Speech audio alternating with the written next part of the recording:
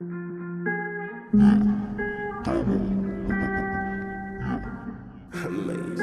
Do all this thing.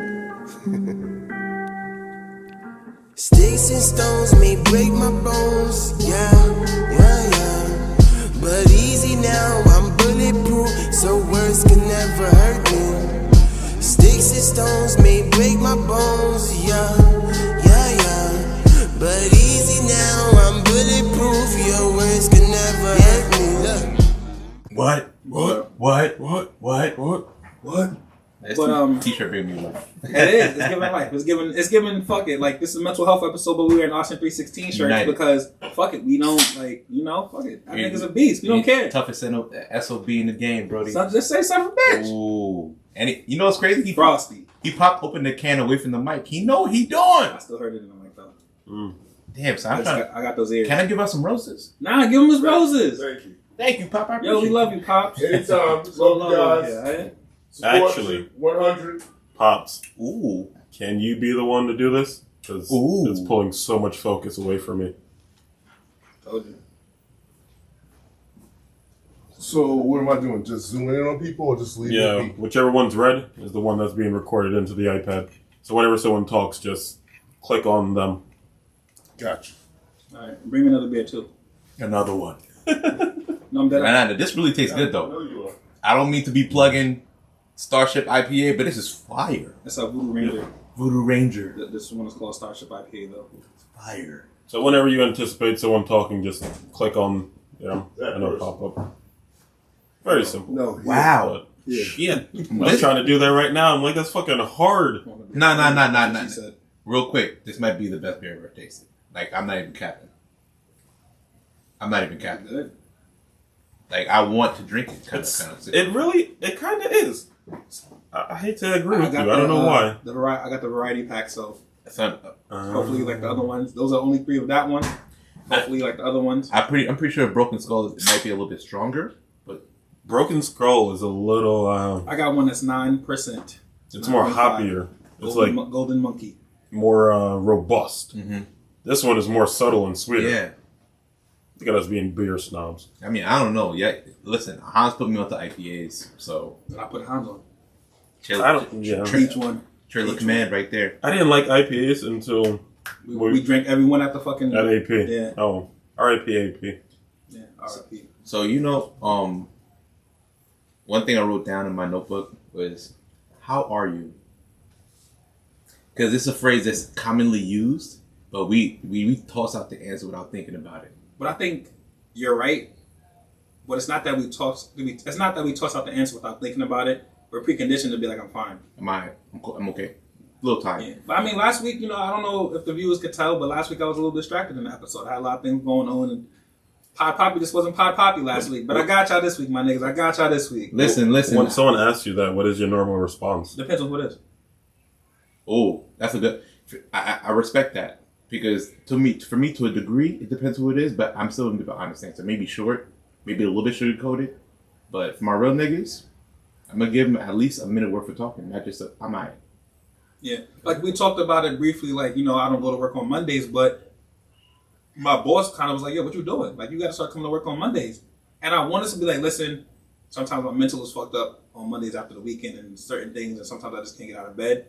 But she old school black. She got kids my age, so I know that sometimes we still don't understand these things, and it might come off like, "Oh, this nigga just want to take a day off. This nigga don't want to come to work." Yeah. So we still run that fucking narrative. And it's hard, especially in a law enforcement environment. I'm in a predominantly all black office. Some people get it, but some people don't. Like the crazy thing is, if I was in white corporate America and I was a black guy in the office and that's how I took a mental health day, them niggas would ask me nothing. They would not say nothing. Okay, dog. They wouldn't say shit. That's a fact. It's because where they come from, it's more accepted back then, back in their communities. To go to therapy, take mental health things. We don't have that in our community. We're still playing catch up on that side of working things. Towards it. Bro, I love my job some days, but I wish I was in free corporate America. They're actually giving sick days, vacation days, and mental health days. Yeah, separately. We giving you 2 weeks of mental health days and we encourage you to take them. Like with my job, they actually care about your mental health. So I get 2.5 days a month automatically. And they like, yo, if you just need the day, take it. If you want to leave early, take it. I'm like, son, this is fire. Because honestly, the higher ups are white. Because they don't want to go to work. they want to stay work from home. But seriously, how are you? How are you? So I brought it up for topic, but I also want you to answer the question. How are you? I'm asking y'all because I want to normalize this amongst us, so we can normalize this up if we haven't already. How are you? Yo, I'm Gucci. Like today, I look forward to today so much. The photo shoot we had outside, dope, fire, had mad fun. I look forward to these days because this is where my sanity comes from. So like Mondays is like I know I'm recording. Like I wait all week. Like I'm hyped. It's Monday. We up. We lit. We gonna have a good time. We gonna laugh. We gonna joke. And literally, everybody needs something that they can put themselves all into and escape from whatever the fuck they're going through for a little while. Because a little bit of therapy, their own form of therapy. Yeah, that's good. I like how you answer. I'm Gucci, baby. Big pause. I think. How are you? I'm good. I think today I'm more mellow than before because I feel like me handling the videos on YouTube was giving me so much anxiety and stress to just get it out. These past 2 weeks I've gotten it out pretty decently. I'm gonna improve on that a little bit more. You got some compliments on them? I had a couple feedbacks. They like the videos. Practice makes perfect, baby. Having this new setup, my biggest issue with the videos are just since it was just like us just here. Static. It was just static. Yeah. So there's not really anything to like play with now. There's so much to play with. Pause. The art. Oh. There's like so much to play with. He's a big pause. What are you doing? It's getting easier. Unpausable. It's getting easier and easier for me to like put the videos out and focus on them. So that's got me a little less stressed. I used to come in here and say, oh. I mean, as a lead creative here and producer, I try my hardest to make your lives a lot easier. Yes. Yeah, but I see my work was not matching your work, and it was making me feel like shit. It was pissing me off a little bit. I know it was pissing you off. So I expect a lot from you. I know. But it's not to say that I expect a lot from you in terms to get you to do what I want you to do. It's that when I put this thing together, I could have literally did it with anybody. And I tell people all the time, I did it with you guys because I know the work that I do, you'll give back to me. So when me and Jerry, you weren't here, but me and Jerry had a conversation, we knew instantly something was going on with you. But like, he's not going to say it right now, but he's something's going on with him. And then you said like, yo, the very I'm next going episode. through it. Like, and I'm like, yo, we know you, we could tell. Yeah. Because, we know you. Yeah, but it's cool that you came to us and you comforted us and you confided in us. That was the first time I ever, aside from my girlfriend, first time I ever said words like that to anyone. I know. So to go back to our old episode, how did it feel? Like, because in the old episode we said that would make it feel like a burden if we opened up in that way. When you told us that, how did that feel for you? That whole experience in the group chat for that moment. I was kind of scared because I didn't know what the response was going to be. So I had a lot of anxiety towards that.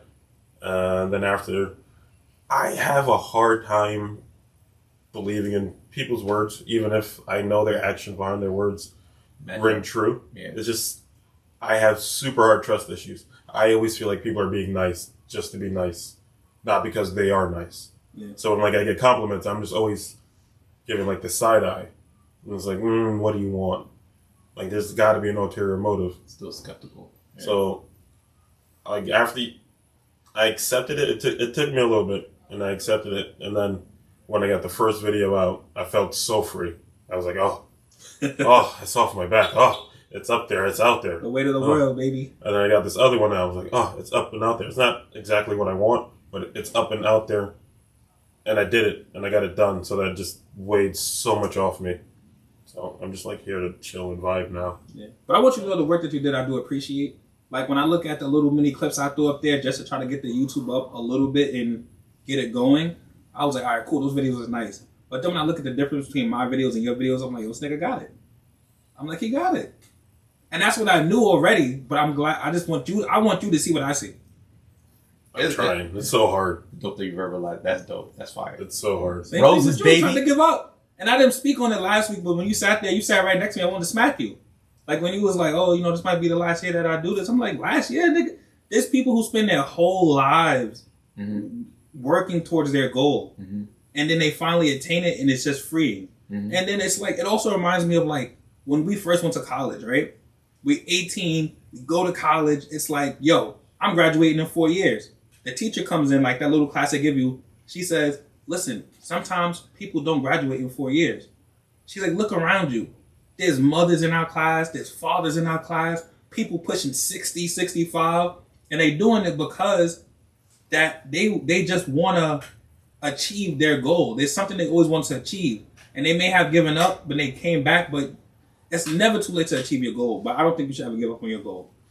Even if what we do now gets one fucking listen for 1,000 episodes, will I be tight? Yeah, but I will know that one fucking listen means a lot. Yeah. Appreciate that. How many times Jay-Z probably told J. Cole no? Pushing them Son, mixtapes. if y'all seen Kanye West Genius, he got told no repeatedly. I mean, and I just felt like you get into those times. I'm gonna answer the question how I'm doing. Like, I'm much better than I was last week. Much better. Damn, we all fucked up. That's why we needed this episode. I'm not gonna say I'm good yet, but I'm not bad, and that in itself is good. And me and my wife, we had this scale, like rating, like mental health rating scale, where it goes from -5 to 0 to +5. Because people say 1 to 10, that means 1 is positive. You know what I'm saying? But you could have bad, and bad can be acceptable if I know about it. You get what I'm saying? So I could be at a 0.5 or a 1 today, and that's good because I'm on the positive side of the spectrum. You get what I'm saying? So right now, I'm not great, but I'm good. I'm able to smile. We did this photo shoot that was dope. I'm able to create. And when I'm bad, it's like a spiral, because when I'm bad, I can't create. And I get frustrated because I love create. I find my peace and happiness in creating something and putting something out. So when I'm bad and I can't create, and I can't get out of bed to even get to my computer type stuff, I can't go 20 feet to my computer, it's just like a spiral. So, the last couple of days I've been good. I've been able to think about creativity. Like, I've been able to think about what I can do. And when my mind is functioning like that, it don't matter if I'm 0.5, 1, 3, 5, I'm good. So, am I? Slut, son. I mean, we're here right now. Nah, we up, nigga. Episode 14, we here right now. It's episode 14, son. We up. And I was telling Hans, I was a little bit afraid of this episode. I've always said a little bit in the group chat, a little bit afraid of this episode. That's cool. This episode is rated pecan. Oh, What you mean by pecan? Potentially crying ass niggas. Pecan! Pecan. Yeah, son. to be fair, I've already been a pecan on the pod. You broke. I got a whole episode dedicated to me. Grown men cry too. I mean, you broke the tear dam. But I think every episode we break a different barrier. Mm-hmm. Like, we still. I know Jerry thinks we talk about sex a lot. That's one barrier we still haven't perfected. I mean, we got it, so we're gonna do it. But I think like the toxic episodes, and then talking about all the other things that we talked about in all the other episodes, and friendship and certain things, like people don't tell you guys. Well, they don't relay it in the comments, and I wish they would relay more in the comments and stuff. But everyone who gives me feedback says that the episode helped them, or they relate to the episode. Mm-hmm. It's like there's shit that goes on in people's lives they're not ready to talk about. And even this mental health thing and the black male community with each other, people are still not ready to talk about. Mm-hmm. But hopefully we get there eventually. I mean, it's brick by brick. And I feel like, the more we talk, the more it challenges us to come up with these topics and really dig deep. You get what I'm saying? Because, like, again, this episode that I'm like, yeah, the entire episode. Fucking nigga, we cry, boy. But Kleenex at? Dig deep. We should. Episode sponsored by Kleenex. No, but I wish. I'm gonna get to the Kleenex bag. So I'm gonna ask you a question. Yo, pause. Oh. Is that a masturbation joke? Talking about masturbation. No. Yeah. It's ungodly. Only white people jerk off into Kleenexes. Yeah. White Hey, people. nigga, we ain't had no Kleenexes growing up. You think your clothes is dirty laundry. That's what you do. Sock. Tell me I'm lying. My bad. Tell me I'm lying. Sock standing up. Tell me I'm Sorry. lying. The white side of me. Stiff sock. The white side of No. me. Starch sock. Mad starch. Stiff sock. I never got that. Y'all niggas nasty. You never seen You Mean Dupree? I seen it. I just never understood it. He's trying to starch my sock. I was like, You paranoid. You take too many paper towels. What's this nigga going with paper towels? What happened to the whole roll? Bought a whole roll last week. Nah, you gotta take your laundry. Do your own laundry. You good. facts. I've been doing my own laundry for a minute. But You can't go back to serious. Nah, we can go back to serious. We can go back to serious. Come on, what's going on? Because we ain't talking about laundry. You know what I mean? Nah, man, you just tried to rush that segue. You're just like, nah, we stopping here. Now back to this very special episode of Sorry Did We Offend You. Every episode very special. You know what I mean? It is. It's a monumental moment, honestly. So I'm asking a question. So, dealing with mental health and me acknowledging it for a little bit of time. One of the most important things that has come up that to learn is how to rest. Not how to sleep, not how to take a day off, but actually rest. And I learned that, if you extend the word rest, it restores. R-E-S-T-O-R-E, right? So how do y'all have y'all ever thought about that? How do I rest? What restores me? What restores my peace? What restores my mental? What restores my, how do y'all rest? Bro, honestly, I think like the creative thing. Like being a creative now, being part of your guys' little secret community, like it's dope for me. Like, I work on this shit. I love electronics. I love doing new things. I love learning new things. I work on this shit. Evidently, my nigga. And then every episode's an upgrade. And then if I'm not working on this, bro, I'm reading anime, watching anime. That's my peace, bro. Read my manga, watch my anime, binge watch some TV, chill. My thing is, like you said, it's not sleep, but sometimes for me, rest is sleep. When I'm go 24/7, when I'm go 16 hours, when I'm going, it's like, yo, like I told my friends this Sunday, I was like, yo, what you doing? I'm like, yo, I'm in bed, taking a nap, chilling, watching TV. They was like, yo, I love that for you. I was like, really? They was like, yeah, I love that for you. Oh, so nice. sometimes rest is rest for me. I feel like for me, being around the right people, for me, for the longest while, just watching my nieces be kids would restore me. There would be times I'd just bring sneakers to my nieces, and they were like 2, 3, 4, 5 years old, whatever. Just bringing them, seeing them smile, Christmas, it restored. Like, all right, cool. Let me just go. I'm gonna hang out with my nieces. Family restores you. Yeah, When that game night coming up. I'm honestly at this rate, I don't think I'm ever gonna hold. Like, honestly, at this rate, I hate to say it, but I think with the space that we have, maybe when we get a crib. I ain't gonna lie to you, bro. You act like you don't have no space. Just invite VIP. Very important people. Yeah. I mean, so I'm in. I mean, I feel like the pace is just escaping because, like, legit, with the mental space that I've been in, certainly like last year, is like if we do this, I know I have to plan it because I'm that type of person. Evidently, right? We've seen the things. I'm a planet. I mean, I'm a planet. You host it. That's it. I'm here for it. Just open the door. But Facts. Let him in. Whenever I'm hosting, I'm like a chicken. Vampire. Whenever I'm hosting, I'm like a chicken with my head cut off. You get what I'm saying? Like I'm running No, off. explain that. I'm out here making sure everybody good. And I never enjoy it myself. Bro, you see me. Stop. Once I get that first plate out and that first drink, I don't give a fuck what niggas is doing after that. I'm lit. That's a fact. I have to learn that. You need to channel your inner Italian mother and calm down. But like for me, it's like I get extra inside. I'm like, I want to make sure everybody good because everyone. When I noticed that at your fucking wedding thing, at your little party, when you told everybody their roles and shit, everybody was like getting to know each other. Jerry was like, "Stop talking, watch the preview." And I'm it was a very important day for me. Boy. I feel like that was an icebreaker. Because we were trying to break the ice. What happened? That's what the icebreaker is. We're supposed to be talking. I mean, but for me, it's just like, all right, let me set the precedent. Just make sure, like, it's gonna be a great time. I got y'all. You are an extravagant ass nigga. I am. You be extra. What's it called? A charcuterie board? Charcuterie board. I didn't even know what the fuck that was until I nigga. met them. Facts. Shit, and I knew them my entire Facts. life. Nigga, I thought it was cheese and crackers, nigga. But I just learned how to pronounce this shit. Honestly, though, even with that, right? I may have anxiety up until that point, but once everyone had a good time, I love it. Yeah. I love that. Like, after Joy's 30th, that whole buzz for that Sunday, like, we tired, but we like, last night was lit. Son, I know it's funny. Washed. And I want this for him too. I want him to start having things.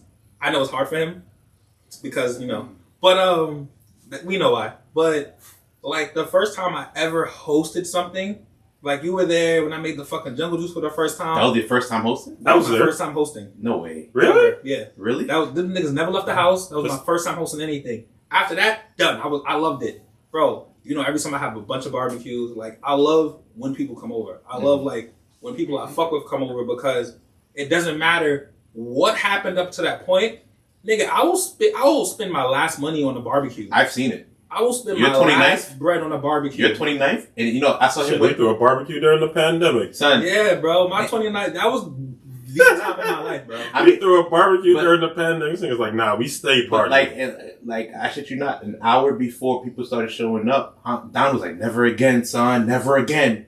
And then he got into this element, people started showing up, and then he gave us out the first burger, put some cheese on that joint. All right, I'm out. And he was I'm chilling. And then after he was like, nah, keep the cooler, keep the barbecue set, I don't care.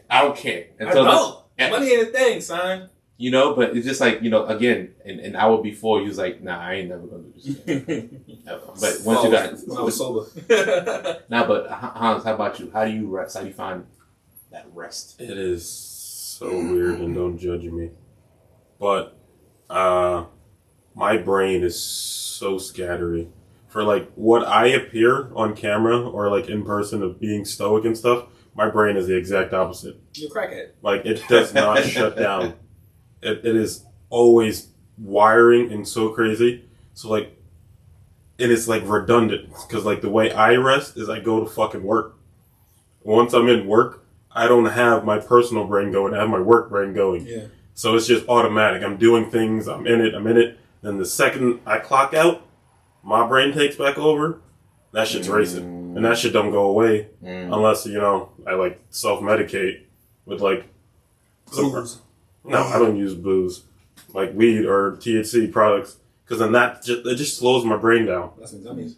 Like, it just slows my brain down so I can just... You were dead serious about that. Yeah. Like, whenever I try to like play video games or like watch a movie or something, I get so much anxiety about that time I'm using to go watch something that I feel like I need to be doing something. I need to be doing something else. I need to be improving myself in that time.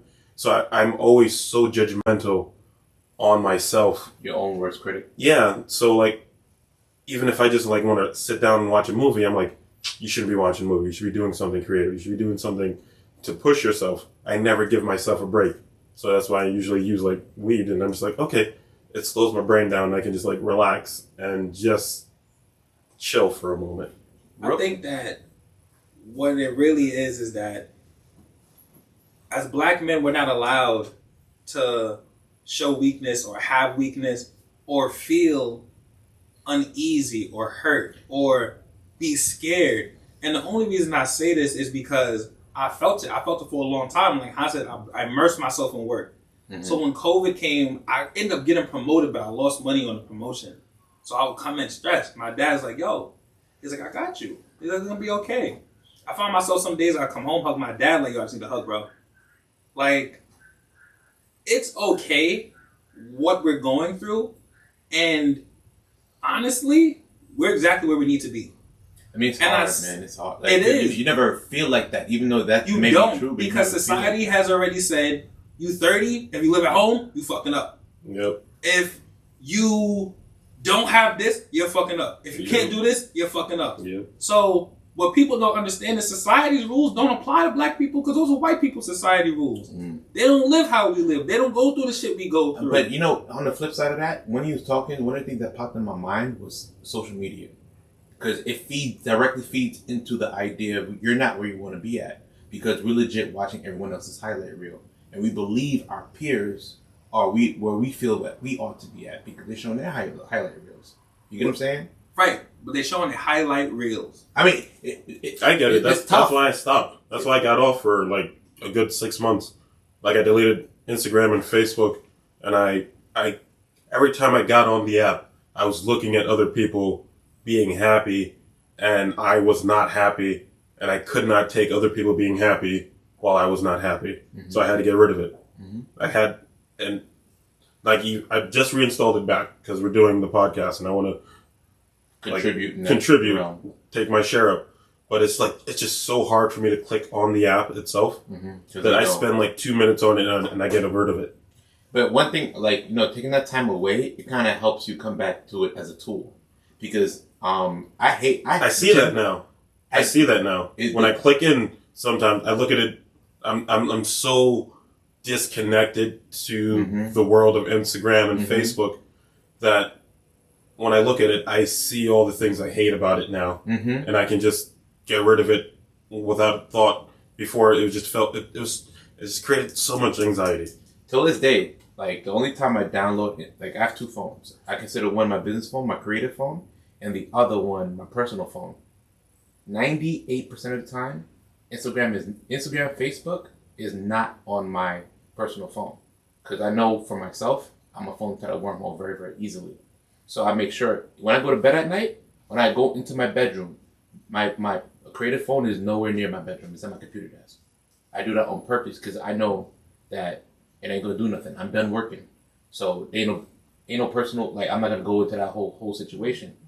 And for me now, every time I pick up my brain program now, it's like, what am I doing here? Not instinctual, but like, objective. What's my objective? What am I sharing? What am I putting out when I pick up the phone now? So for me, I'm like, yo, son, this is trash. Yeah, you're like, training yourself. Exactly. And it's like, when you let something happen to you without thought, you're falling into something. But when you're intentional with your actions, that's when you have self-discipline. Social media, it takes away our self-discipline. A lot of people, scrolling is their hobby. That's their piece of free time. And you don't realize the toll it takes on the mind to just be double tapping and scrolling, Oh, yeah, I know. What was that, my nigga? Hold on. No, I'll tell you later. Because I cough. Yeah, I was trying to pause it for you so you could Clear. Cool. I didn't realize that cycle until the pandemic and everything slowed down. Or I didn't realize towards more of like when things started opening back up and people started going back out and then trying to be the responsible COVID person. I'm staying my ass home. I'm following all the rules. And I see like this split in it during this like very crazy time. And I just backed away. I was like, I can't anymore. That's what pulled me out. Yeah. I feel like if the pandemic didn't happen, I never would have. But I don't think I'd be the same person that I am now. It's very puzzling. I mean, in my dark, last year when I was going through like my really dark season, at the end of it, I'm like, I was upset with myself because I wasn't operating the same way I was before that dark season. And I was getting frustrated. And it hit me like, I'm different now. And that's okay. Like, I don't want to make a joke, but you saying dark season makes you sound like a superhero. I mean, listen. If the shoe fits, I might Looking like you going through a character arc. Should we go through? That's so funny. keep going. Nah. But yeah. So like, I remember getting frustrated with the whole situation. But once I came to grips, like, I am different. That season changed me. It helped me. You honestly use that season as fuel almost. We want to shoot this nigga right now, son. This guy's gonna have an anxiety attack. Yo, he's sending me into a dark season right now. Fuck. Yo. Oh man. Nah, but what was I saying? But yeah, so like funny.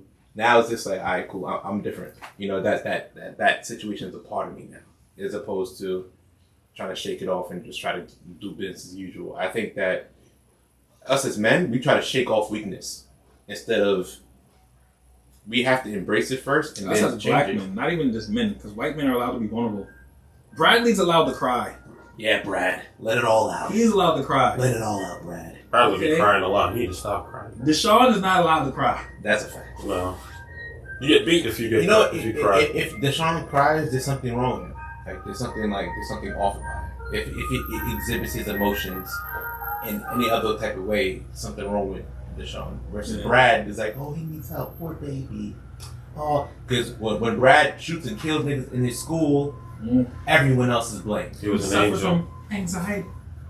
Oh my gosh. Well, when Brad shoots up a church, they take this nigga to Burger King. He was Come on, Catholic. bro. He was Catholic. Google He it, by the was way. church. Google it, by the way. Nah, but it's crazy though. It's crazy out here, man. Listen, I don't give a fuck, nigga. 2022, you gonna get these tears. If I feel like crying, I'm gonna cry. And here's my thing. I always say this, right? So, J-Bomb be crying and be like upset that she's crying. I'm like, my nigga, it's healthy to cry. Son, I'd be doing that same shit. It's- I'd be fighting I don't know with how tears. many different languages I gotta say this shit to, nigga. It's a black thing, boy. It's like It's I a mean- people of color thing. I don't care what color it is, it's wrong. it's like the dam's breaking and my tiny ass is like holding up the dam by myself. For what? For Wait, what? You gotta hold them tears, yo. Yeah, facts. No. That's why black people the ugliest crying. It's half crying in. Yeah. Nah, but here's my thing though. Like, you're legit fighting yourself. What are you doing? You're fighting back your own tears? What are you doing? I can't. Yeah, that's me fighting back my tears. Nah, but like, you know, it's never okay. I don't believe that you should fight yourself for something like crying. It's natural. Hey, You you let them emotions out, bro. you got a great mindset. I'm trying to unpack like 30 years of hardwiring of what not to do. But we're here for the unpacking, though. I'm trying. We're here for the unpacking. Yeah, I've been crying mad times this year. I cried the most this year than I had like in the past like Let's unpack this. 25 Let's unpack years. this, baby. You know, let them joints go. First of all, what Let they them want to fly. unpack is this gun on Mr. Softy. This nigga, this is the second week in a row. This nigga been outside, Nigga, son. it's 50 degrees. Who the facts. fuck is eating ice cream? Wait, it's 50 degrees. It is America. It's 8:30 at night. He knows. Son, listen, that's not Mr. Softy. He probably knows So someone's that's taking a mental health day and need a little That's soft not- serve real quick. This nigga pissing me off. But when did you realize that you guys were suffering from like depression or anxiety, or you just weren't like your normal self? Like, when was the first time you're like, yo, what the fuck is going on? College. I was like later in college. I don't remember that moment where it clicked, but I'm not sure if the season passed or if I was in the middle of it. It's hard to remember right now. But once I'm like, yeah, that's it. That's what I was going through. I'm not sure if I was watching something and they explained it. And I'm like, I heavily identified, Yeah. but you know, it was like towards the later years of college. I'm like, yo, I was not mentally okay. And in that, for the whole me realizing that, I was scared to say it because at that point the suicide rate was crazy, and the moment you mentioned depression, people automatically go to the next extreme of suicide. I had depression, but I was not suicidal. Yeah. Oh no. Yeah. You know, so when I realized it, I realized it relatively often, and I would say, like, you know, I bottled it in because I remember, like, I was in church at the time, and I remember I was going through it, and I just wanted someone to ask me how I was really doing. That's all I wanted. I wasn't smiling, I wasn't geeking, I wasn't my usual self, none of that.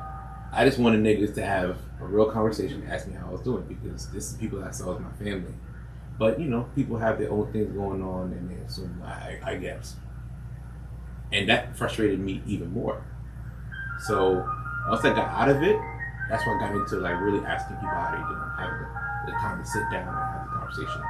And I mean, yeah, that was, you know, it for me. I got a real question for you. So, being in the church scene and being from the church, do you think that church prepared you for what you were going through? Like, did you have anybody in that world who you could go to and talk to and confide in? Because, you know, church is supposed to be all of those things. Mm-hmm. But was it for you? So I'm gonna separate the two. My faith is what held me down. My personal decision making and what I did to encourage myself is what held me down. People from the church did not. And it didn't impact you in a way where you're like, man, fuck that church. No, because I understand people are flawed. People, like, that's how I embraced it. It's like, yo, they slipped up. But I remember always seeing this quote be the change that you want to see in the world. So I'm like, all right, let's stop with this nonsense. Cause now, someone very, very close to me says that you don't want to show anybody your weakness, right? And for me, I'm like, son, now I'll show my weakness, but this person behind me could be weak too, and we can have a conversation. So for me, it was like, all right, cool. Ain't nobody else gonna have me, but I'll make sure once I found out I wasn't the only one, I went the extra step. So I became that person in the church that would have these conversations. You know, so it was extremely difficult, but I'm like, all right, cool. Y'all ain't I'm doing my daggone self. Y'all listen more. Do some stuff. That was my very serious question of the day. I mean, it's still a real situation. And you know, I do work with a church, right? One time I wrote an article for a magazine, and I'm the type, I be rocking ripped jeans. I be rocking whatever I feel like wearing. We know, Fashion Nova. You know, it's not fashion. Sorry, Fashionista, Fashionista. Is it a Fashionista? Fashionista. But trendy nigga. So one time I wrote an article for a church magazine, and they were from down south. And down south is Sunday's best 3-piece suit, dressed down the ankles, like real extremely traditional traditional way of thinking, right? And so when I sent my pictures with fly pictures, and I wrote my story, it had to do with my depression and the fact that it was real challenging to the church. My depression. Yeah, so the editor was like, man, this is edgy, this is what? So, you know, there's a lot of back and forth, but, you know, even with the way I dressed and went to church, I did that on purpose to... Hit you with that band hammer? Exactly, because church is supposed to become as you are. Exactly, that's what's supposed to be. That's what they always say, but it's harder for them to actually behave in that manner. So I remember after I went through that season, and, you know, this was the point where grunge was really in and looking borderline homeless. Will I make it to church? Nah. Strictly with clothing. Like I didn't looking like the Brood. Well, my cosmetics stopped when it comes to fabrics. Like I never did like the nail polish and all that kind of stuff. But like my shirts had holes in I remember wearing this one shirt that was like shredded and coming down like my side and all that. I remember that shirt. And I looked in the mirror. I'm like, yo, son, I really look homeless. And I thought to myself, there's gonna be somebody that sees me, and if I could go to the extreme, gives you a couple dollars. Nah. But if I could go to this extreme, right, and the people that already love me could look at me like, "Hey, that's Jerry." The nigga that follows me, that comes in here for the first time, will be more accepted. You get what I'm saying? Yeah. So I was like breaking the ice for the next nigga, on purpose and stuff like that. But I was definitely pushing it. I was doing too much. I was definitely looking homeless. I was wilding. I look cool doing it though. Looking like a caveman. If I were to answer that question that you said many moons ago, Well, what's the question? Rephrase the question. When did you first realize? When did I realize? Mm-hmm. I honestly not until recently. Since we're like black, we're not raised in this community of therapy and your emotions and your thoughts. You don't have, you know the words, but you don't have the confidence to put those words to what they actually are, because you don't feel qualified to do so. So I guess I never did so. Like this one time where I guess my sister pointed out that I was depressed. That's kind of how we met, and how she put us together because of that. I don't remember feeling that in that time. Now, and it's mostly probably because of my girlfriend being a white woman and being so entrenched in that type of healing community of therapy and putting words to what you're feeling, that I have the words, and now I have the feelings. And my nigga, who's eating ice cream for this nigga to stay here, son? Who's getting ice cream right now? Hold on, son. This nigga's pissing me off. Nah, because this nigga's chilling on the block. My bad, Hans. I apologize. This nigga, yo, I'm gonna have to produce a shit out this episode, man. So, moral of the story: get you a white girlfriend. I'll give you words to put to feelings. Nah, but my bad. I can't get jiggy with all that down there. I'm kidding. Nah, but I'm kidding. Just a joke. But was she the solidifier? Like she kept. You know how my sister act. She's like a shadow broker. She's always behind the scenes, being the puppet master, putting people together when she thinks it happens.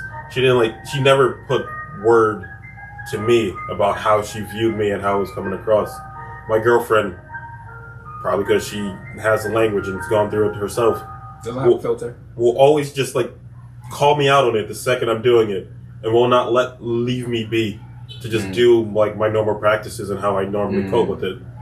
She just always kept calling me out on it, so it's like, God damn it! I'm guessing I'm fucking up right now.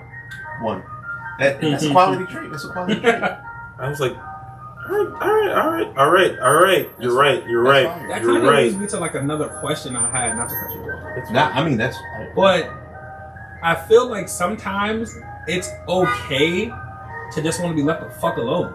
Yeah. Like to just want to be in that bag for a little bit. Like This is I know jury what time. I'm going through, but I need to go through it so I can be okay after it. Like it's okay to be in your feelings a little bit. Like everybody's coping mechanisms are not the same. May not be good coping mechanisms by any means, but sometimes I need to cope that way for a little while. Like, you know, everyone, I'm in support of therapy. Don't get me wrong. You should go to therapy. You should talk to somebody. But going to therapy and knowing you need to go to therapy are two different things. You have to go when you're ready to go. Like, someone can't force you to go. You get what I'm saying? Absolutely. Like, you have to be willing to go when you're ready to go. So I was having a conversation with my coworker, and she was saying, you know, while dealing with mental health or dealing with emotions, period, you have to allow yourself the time to feel.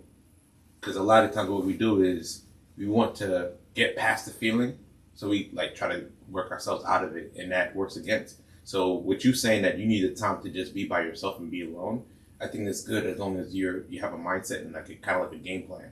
Like, all right, cool. I feel like this, and I'm gonna allow this emotion to pass. Because for me, if I'm in that state, one of the most important things again for me is I don't want nobody treating me any differently. So that means I take a little bit more time to myself. I have particular people around me during that time.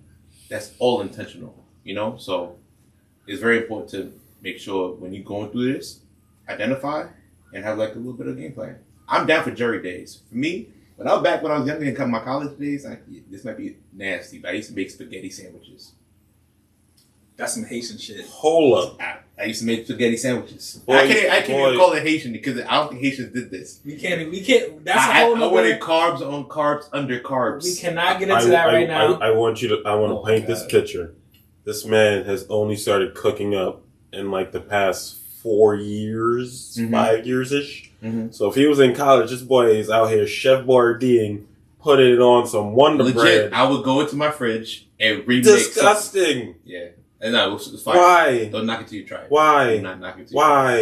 you try it. One day, listen. Why? I'm gonna need One my day mom. you gonna make niggas spaghetti sandwiches? I'm not eating it. It gotta be by my mom though. But that's spaghetti by my mom, and I make a sandwich from there.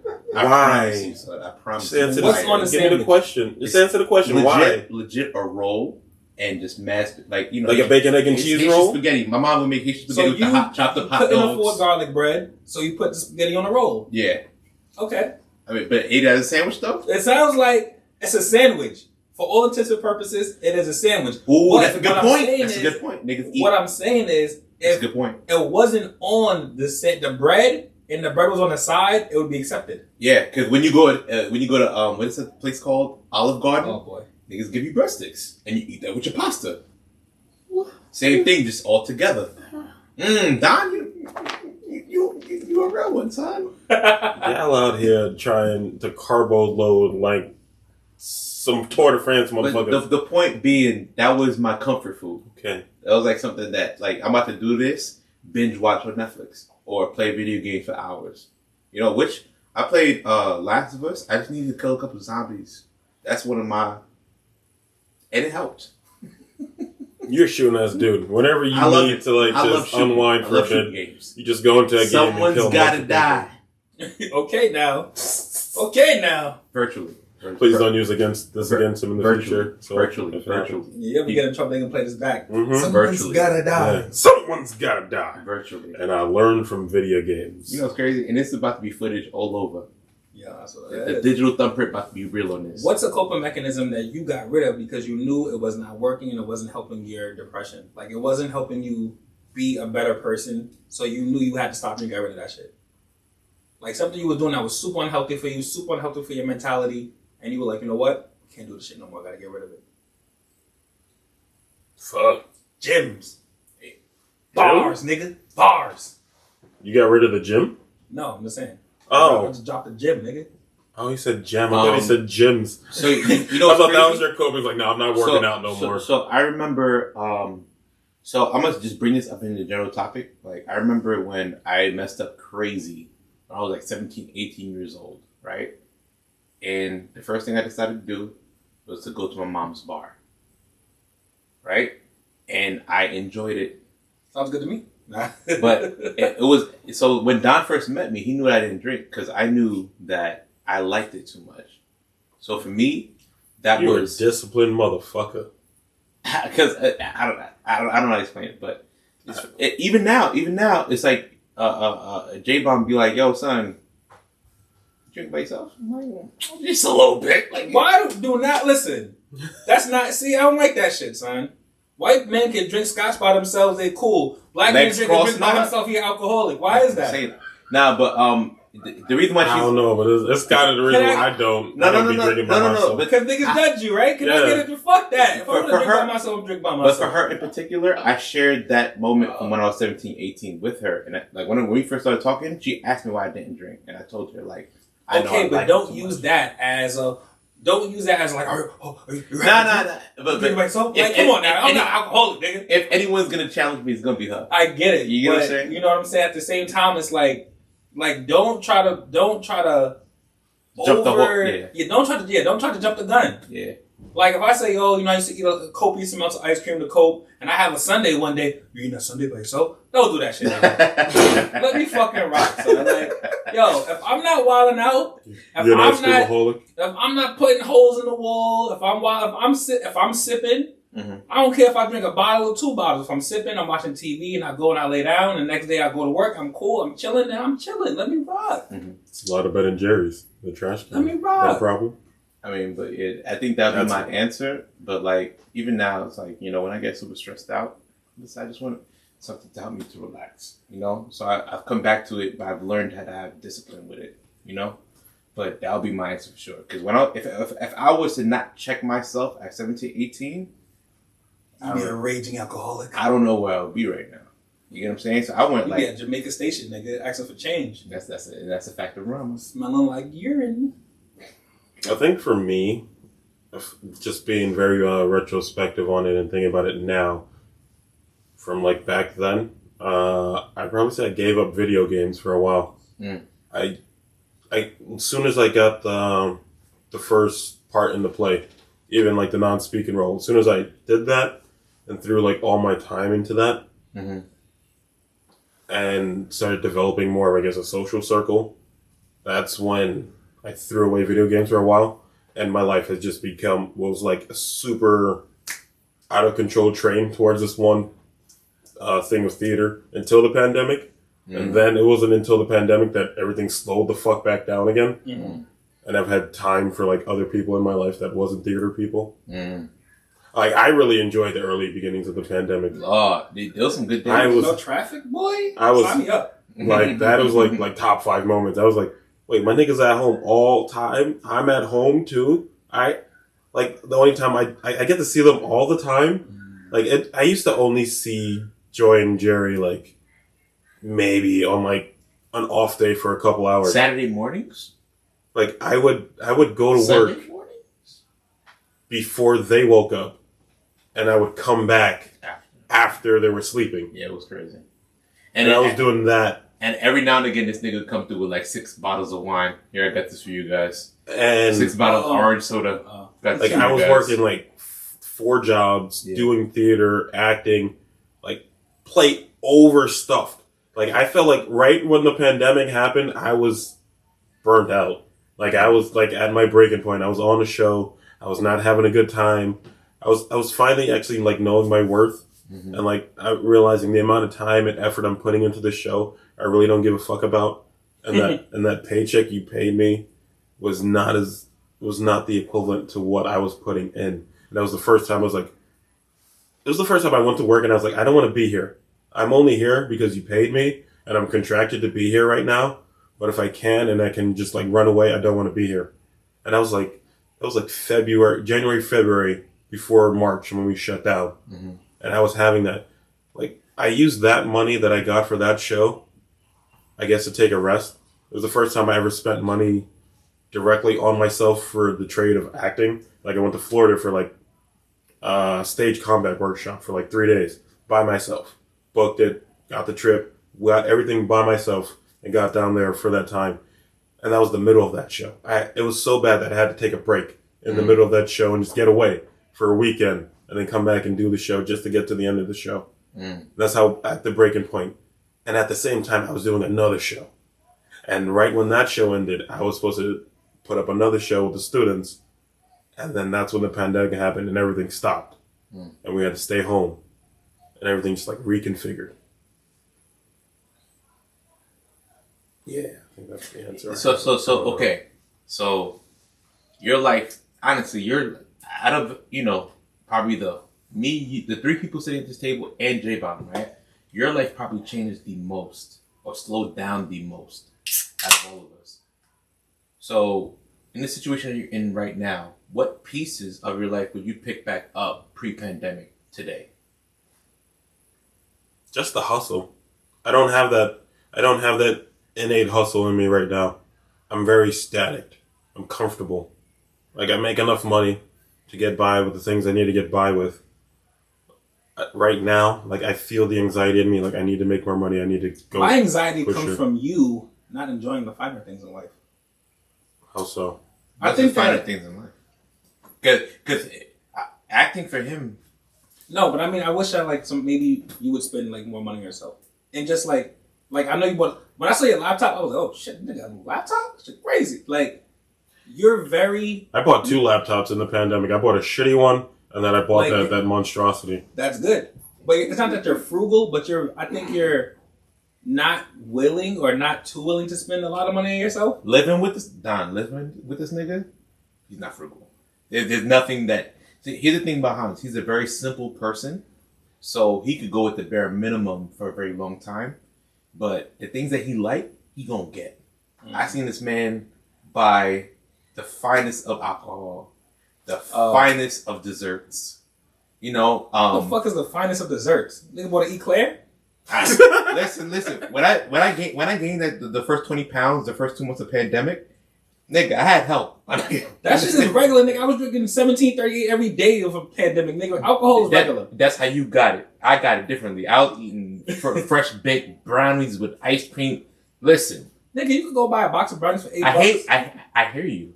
But having like someone at home making it fresh out the oven, my nigga, was different. You married a sister, and this nigga was the one cooking for you. That's crazy. He was the one baking for you, nigga. He was the one baking for you. Hey, yo. The thing is, I'm kind of like a stock market. I'm up and down. Yeah. So when I get money, it's the first time in a while I've had money. So I just want to get the things that I want. I'm not a person. I can't take it when people give me things. Or buy me things. It makes me feel so guilty because I can't give it back. I can't just accept without giving. Pause. My nigga, we ain't gonna stop giving you stuff. I know. It's something that I'm fighting and I'm getting better at. I've become more accepting of these things. Something I fight every day. I agree with you on that. But I do relate on that. So when I can afford the things that I want, I impulse buy things a lot. Mm-hmm. And that's where a lot of the money go. But then when I don't have any money, I'm not buying shit. Mm-hmm. I've seen both. I've seen both. Like when I was hustling and bustling before the pandemic, I was getting. These are all black things. I was that income comes. Both extremes. Income tax check hit, niggas splurge. Yeah. We could go off the bare minimum, and then once we get it, it's alright, cool. What happened to it? Like eventually, I'm probably going to be responsible with money. It's not right now, sadly. Fuck it, me too. I like the finer things in life. When you haven't had the finer things in life for so long. Yes, it's so hard. And you get that money and you earned it, I think I'm dropping. And I be feeling guilty sometimes. I'm like, damn, where that $1,000 go? You know, son. I earned my shit the hard way. I ain't doing nothing illegal for it. I'm out there busting my ass. I'm gonna spend it how I want to spend it. Mm-hmm. Yeah, I mean it's just tough, but I have this note written down for another reason, but I think it applies to this too. Kind of have like a plan of what you want to do with your money before you get your money. If you know the money's coming, like, all right, cool. Have a little Sometimes plan. I do. Have a little plan, like, all right, cool. 30% here, 30% here, 2020. You know, that's why I try to tell myself putting that into practice a lot more difficult. But that's what I tell myself though. Like I have a little budget book and all that kind of all that stuff. But right now, 2 months out, I'm thinking about my birthday. What am I gonna do? That shit don't work for me. You're gonna be home, nigga. I'm talking about what am I gonna get? You refuse to take a trip, bro. I wish you would take a trip, nigga. I mean, I might have 2 lines. I honestly wish you would just take a trip, bro. That shit is so freeing. I mean, I love mentally. I love my trips. Son, that was honestly, bro, was it not mentally freeing spending a week in Cancun, bro? I take my trips. I haven't taken my trips since pandemic, but I take my trips. I have a couple. So my passport stamped, you know. But right now we're saving for a house, you know, and that is the goal. And when I'm a tunnel vision type of person, until I'm not a tunnel vision type of thing. What percentage of the way you there? Percentage? Yeah. It depends. I know a few people that has bought houses with less than what we have, but we're still grinding until the end of the year. So, yeah, but that being said, this year I'm pretty sure I got two vacations lined up because Dana getting married, they want to go away for a weekend, and then me and the wife. It's been a while since we left this state. I want you to know, weekend is not a vacation. I agree. But with the weekend with the right person, nah. It's two different types. With So the you go away with me and Hans? It don't count, bro. So with the boys, that's gonna be a party type of situation, right? But with the wife, that's gonna be alright. That should be a party situation. Nah, I want to put my feet up and not worry about cooking nothing, not worry about paying nothing. Just, Yeah, that's what all inclusive is for, bro. That's what we're trying to do. But it still should be a party situation. Nigga paying for it, boy. I mean, I don't know, man. I'm tired. Klarna, the vacation. Vacation. What's that? Paying for. Play, yeah, 4-part installments. Okay. Oh, so what we did, kind of. Yeah. I'm just saying you should go. I'm definitely listen. I'm going to DR in July, boy. 19th to the 25th. Oh, which month? July, nigga. Eventually. So you're not gonna do a shoot for your birthday? You're gonna do something great when you come back or something. Before that, I'm gonna be in BRT, New Jersey. So after that, Dance halling, and I come back. I might, I'll do a shoot for my birthday. I'm talking about something. Do I'll something. heat on these niggas. Copy. Maybe before in between all that. Never know. So you be in DR, get the Wi-Fi in the main building, drop them flicks real quick, go on about your business. Yeah, because y'all went through this whole entire pandemic and the world opening back up, and you stayed your ass home. Y'all need to just go away somewhere exotic for like a week and just let it soak over you. Yeah, one thing I encourage people to do is go away. That's one that's Like, I didn't realize how much I needed that until as soon as we touched down and hit the hotel lobby, it was just like, I felt like I was in a Michael Jackson video. It was like, it's like a mental disconnect. Lifted, bro. When you get on that, when you get on that fucking, that gangway, that whatever the gangway, that's a fucking boat. When you get on the jet bridge and you sit in that seat and that shit take off, bro, freeing as a motherfucker. Yeah, it's like a mental disconnect, and I need that, and I want to go right now. But certain niggas gotta wait 46 weeks for their passport. So that's your fault, nigga. You fucked up. Nigga, I got my passport. Oh, J-Mom? I got my passport. Who got her passport passport expires when my passport expires, which is about to expire. I need to renew that shit. Stay ready. But you a traveling ass nigga. I'll tell you one thing. Gotta go. I'll tell you one thing. I went to the post office today to get that renewal today, and I'm gonna take a picture of myself and get it printed tomorrow. So, all right, That's cool. what you're supposed to do. Listen, we trying to be up out of here. I don't take very many vacations. Like, until I've only started taking vacations. Like, I had the wedding, my friend's wedding. I had your wedding. I had Mitchell's wedding, and then I had his birthday. And it was like all in like a 4-year span of like back to back to back. So each year I like left the country, I left the state for an extended period of time. Like, I'm also, I can't, the moment's not tangible until my feet hit the ground to the place where I'm at. Yeah. Like, I remember you guys asking me, or Bailey asking me, like, are you excited? Are you excited? You're about to be in Mexico in a couple days. Are you excited? Are you excited? And I'm like, not really. I'm not there yet.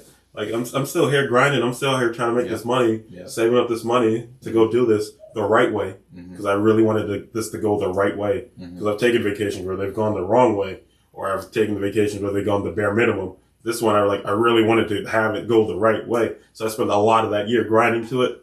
So I was still in like super grind mode until we got to the lobby. And I was just like, The fruits of your labor. Yo, my nigga, go take these bags to the room, boy. Yo, nigga, non-stop. Non-stop. and like the insane things, I've worked so many jobs where I'm the guy that's taking that bag somewhere and doing stuff that like having someone to do that was just like such a mental gymnastic break to me. I was like, it felt so weird, but yet so comforting at the same time. When You you paid hit for that it, bro. hotel You lobby- paid for it, bro. When you And hit I that saw my hotel- room. Yeah. Yeah, When he saw my room now. his room was better. When you hit that hotel lobby and they take your bags, that's all the baggage that you were carrying that whole year up until that point of vacation. Ooh, that's a bar. That shit is freeing as fuck. Right? I encourage people to get away. And I know people have kids. I know people have bills. I know people have responsibilities. But the way I see it, when I go away, I'm spending that bread. I'm enjoying myself. When I come back, I'll go to work the next day. I'm going to get back on that grizzy. But at the end of the day, you need that time to mentally escape and mentally free yourself from whatever the fuck. You live in Canarsie and you take the weekend in Bronx, it doesn't count. You know, and I feel like that's when you actually have the chance to like fully, completely rest your mind, rest your body, and you know something Ain't resting that liver though. And again, I was about to say that. You know, Nah, that's what the rest of the year was for. That liver was well rested until I hit shaking. Son, the most I got fucked up was night one. I went so out of control. I had so much of a good time on night one that I had to rein it in the rest of the way. Like that. Ready to go. So, one thing real quick, I just want to give y'all roses. You know, I want to give y'all roses because I'm proud of us. I'm proud of y'all. One thing I wrote down is talking is probably the most difficult thing to do with mental health, but probably the most necessary. And I felt like between the three of us and our group chats and everything that we go through, the amount that we speak may vary, but we still talk about what we're going through. So I just want to give out roses and say like, y'all, I'm proud of y'all for talking. I'm proud of y'all for allowing me to speak about, you know, what I'm going through as well. Drop that on them. And I just want to make sure we get the roses because I super duper want to normalize these kind of conversations. Super duper want to normalize how are you doing. Super duper want to normalize real answers to that question. So, proud of you guys. I think when you mentioned it earlier, you and J-Bomb having a scale, I think that was like the dopest thing I've heard in like a little while in regards to like a relationship. And I'm not in a relationship. That's you guys' relationship. So whenever you tell me something about what you guys do or how you interact with each other, I think that shit is dope. And like, I don't know. I think it's dope. I think a lot of people want relationships or try to be in a relationship and they just don't have those nuances to a relationship. Everyone thinks that a relationship is we like the same things, we like to hang out, we're in a relationship. But it's deeper than that. And you both recognizing your mental health and then helping each other through mental health and like, how are you feeling today? What's your scale? Where you at? I think that shit is dope as fuck, bro. But hard. Nah, Extremely That's why you the difficult. one who married, nigga. Extremely difficult. Cause boy, It's a grown ass man. if y'all Marriage is a both grown man sport. I'm I'm negative, so in the minor leagues. listen. I'm in AAA. Shit, I'm the G I'm in League. AAA. Nah, you in D League. Oh, shit. Niggas got their eyes on you, I believe. This boy's in Europe Niggas got and their eyes China. on me. Oh, man. Yeah, I don't play overseas. I can't He's even get overseas. a team here. But niggas got their eyes on He's you. sampling. You don't know if you want to go to the league yet. Niggas got their eyes on me. I don't know. Lord of niggas horizon. Shit. I hope it's not niggas. I hope it's women with their eyes on me. They probably I hope it's do. not niggas with their eyes on me. Shit, you're probably a high value male. Oh, shit. He is a high, we all high value, man. Don't say, can't say those things. We can't say high value male. Last episode you talking about know your worth, my nigga. Stop that. We do gotta know our work, but you know what? All right. Okay. Part of it, yes. Yes. We hate Kevin Samuels. But, Whoa. I would hate but- is very but- strong word but- to use. but- Very particular. But the way he be clowning some people, it's like fine art. You just gotta appreciate the clownage in him, like completely dog shitting people that know that he's gonna dog shit you. And they still call in. They still call in. Y'all still giving this nigga a platform. They And have- he just roasting y'all that They- entire 8-hour Crazy. live stream that he does. I'm just saying, I hate it and I appreciate it. Yeah, it's an awful. Something to be appreciated. I'm petty. How we doing on time? 109. 109. Fancy. When he said 27, I'm like, damn, 27, homie. Yeah, 109. 27 dresses. So, I have a tip. That's something that I learned. I got my one question. Here he is. Hold on, 2:30. Because I'm not a therapy guy. Like, I know Don hasn't done therapy, right? No. What was your step to get you to go to therapy? I mentioned this in the past episode. You literally come to your breaking point where it's like nothing that I'm doing is working. Do you feel comfortable sharing that breaking point? Not yet. I can. Last year, I have to learn more about it, but I have been finding out that it may have been a panic attack. And middle of the night, 1 o'clock in the morning, 2 o'clock in the morning, I started to break into tears. Like, I got out of bed, went to the living room, I wouldn't wake my wife, crying, sobbing. And regardless of me even going to another room to let it all out, it still woke her up. And that's when I knew, it's like, all right, okay, like, I need help. This is beyond me, you know? So,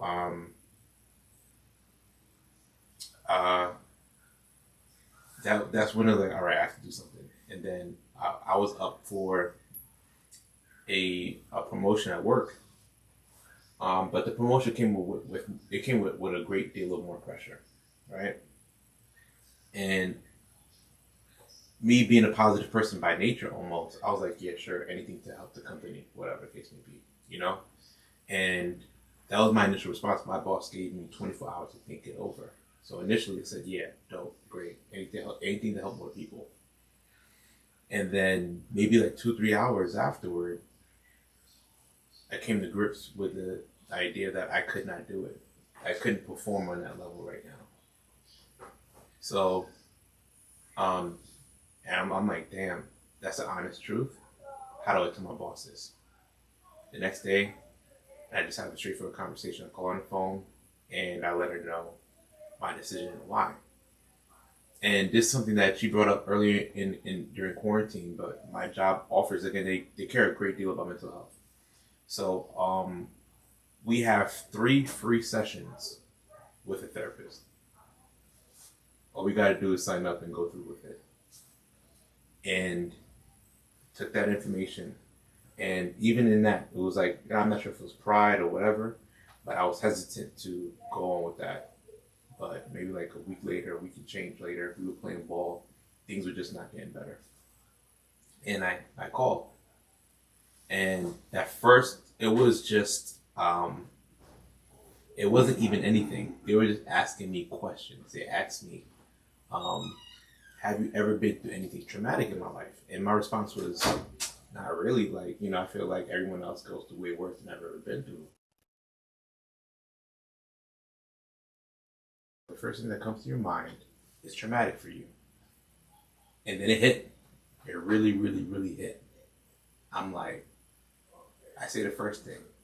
Then the next thing, I just start breaking down on the phone with a stranger, you know? And that was kind of like eye-opening. That's when I was like all in with the whole situation. Because even with it, I'm like, I need it, but I don't want to do it. Yeah. But having that first phone call with this stranger that answered me such a simple question, and I knew I wanted it though, right? And I just like, even I was hesitant, like, you know, people got it worse than me. It was just like, yo, that was the moment. It was just like, all right, cool. This is it, you know? But I told myself, like, I got to try something different. I got to do something different because this over here is too familiar and I don't know where it leads. And I'm tired of this. So I got to try something new. So, like, again, I'm a firm believer that you can know you need therapy. You can want to go to therapy, but it depends on when you're ready to go to therapy. Mm-hmm. Now, I say that to say this. If it was someone you knew, me, Hans, your brothers, who asked you the same question, would you have been as open to answering that question as you were to that stranger? Because I hear a lot of the times it's like, you know, your friends are there for you. Your friends are there for you. You can always talk to your friends, but your friends are not therapists. Does that ring like true to you? Like, do you believe like there was definitely some level of comfort knowing that this stranger does not know me from a hole in the wall. You know? Yeah. I could walk by this woman tomorrow, she will know me. So that had a certain level of liberty. And, you know, my wife is the closest person to me. And she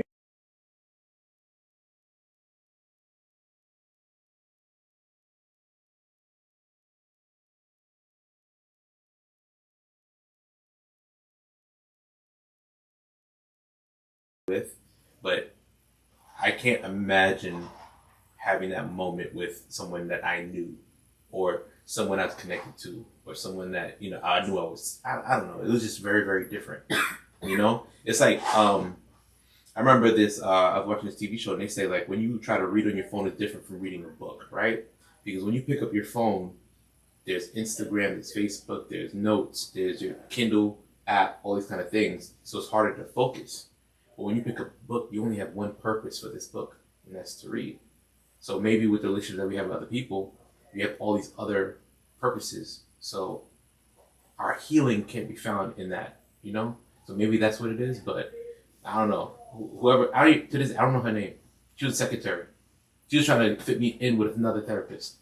Oh, damn. She was asking the question, and she was asking the question to assess who she would believe would help the situation. So. fuck, nigga? Yeah, it's deep. It's real. But when I tell you, I cried like a baby on that phone, but even from that, it gave me so much hope. Because, you know, in that season, it was nothing but darkness.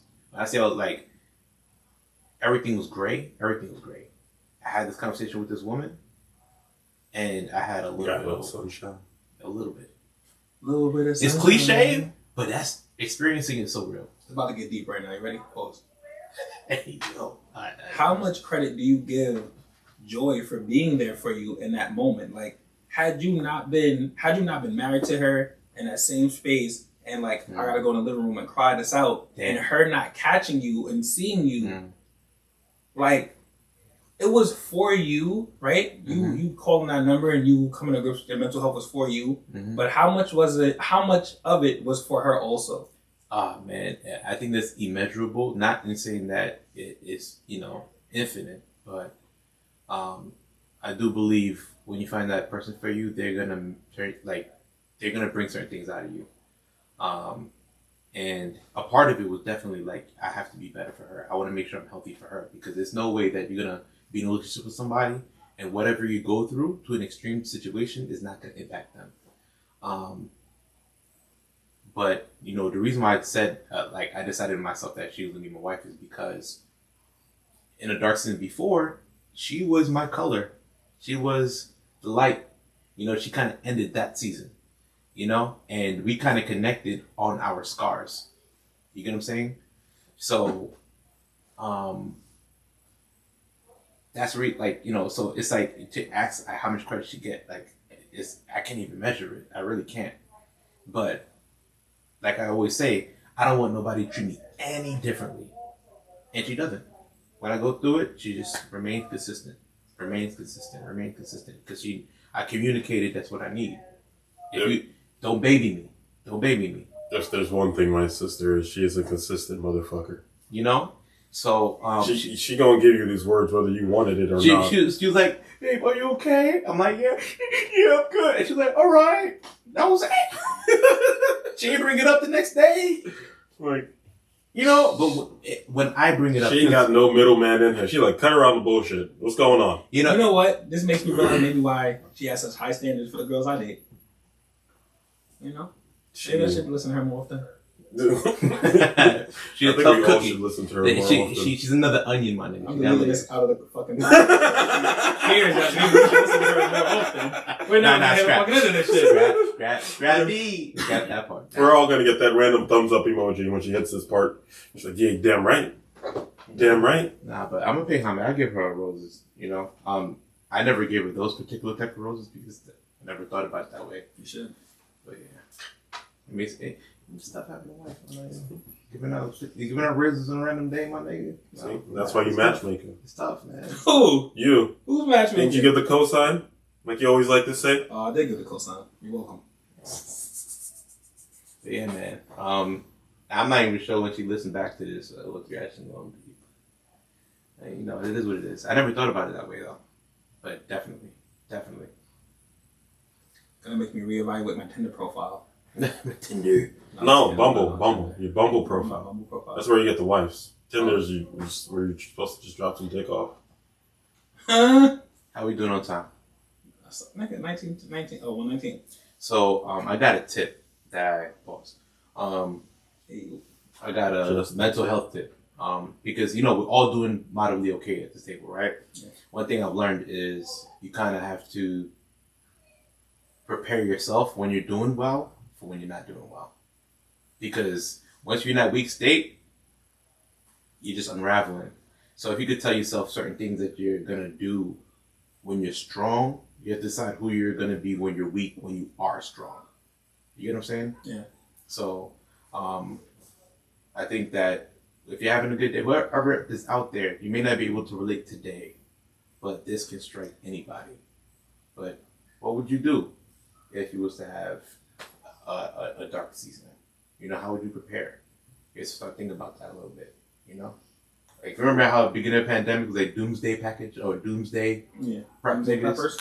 You know, like, That was not me. I was like, yo, we living it up. What we doing? We drinking? we were wilding, but Shit, we going to the liquor store? Let's go to the liquor store. Let's walk around. We were buying flour. We were buying rice. Shit. All inclusive was in my crib the first 2 months. You know, we was wilding. We was still out here. wilding.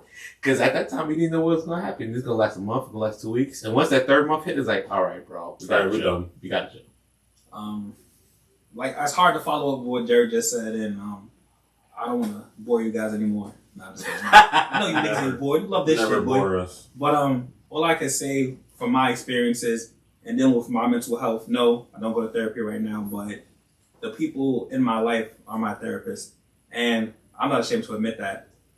I know that it's not someone who has a college degree in it, who's not licensed, but fuck it. I might not want to talk to somebody who's licensed yet. But I'm extremely thankful for the people in my life. I'm extremely thankful for me being able to sit down with you guys every Monday and talk about how the fuck I feel on the podcast, off the podcast. I'm thankful for my father being able there for me all the time, being able to cry in front of him. My sisters holding me down, being able to cry in front of them, being able to talk to them. Just my best friends in general, the people in my life, like, they know when I'm down, they know when I'm up, they're always there for me. All I can say to anybody who listens to this podcast, who feels like they're going through something, who feels like they're hurting and they don't know why, they can't explain why, really honestly evaluate the people in your life and bring those people closer and expose yourself to those people sometimes.